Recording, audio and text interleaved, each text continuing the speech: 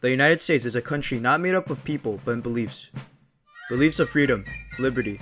Needless to say, whenever our freedoms and liberties are being threatened, we fight back. This was no different in World War I, but first, let's talk about politics. After the American Revolution, our founding fathers wanted to have one of the most fair and equal opportunistic government to have ever existed, even creating an amendment that would allow their people to revolt against them if they become corrupt. They thought that a republic system would probably suit them best. This means that the people are elected for their representatives and that the country is considered public matter. And go to the polls. This in turn gives the people who lived in the country most of the power.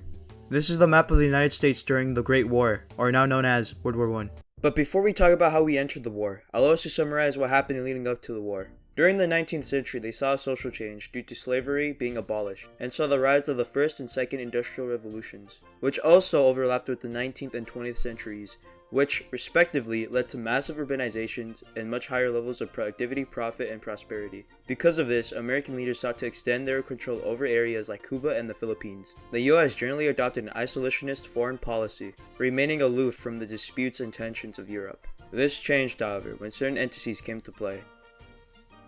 Let's start in the Civil War.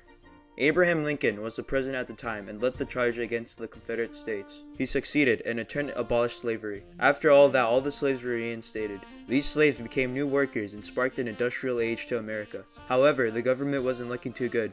After the Civil War, it entered one of the most corrupt ages, housing lousy presidents and congressmen paid off by big companies. Other countries saw this as a chance to attack them, and the Spanish did so by destroying one of their naval vessels, which made tensions rise between the United States and some European countries. The country was truly pushed to the brink of war when Paul von Hindenburg, who led Germany in World War I, decided to destroy US merchant ships and had US citizen casualties grow. This made the US declare war against them due to unrestricted submarine warfare, but also other factors like Germany having talks with Mexico about getting back California if they helped fight the war. We entered the war with our allies being Russia, Great Britain, and France, and that's how World War I began.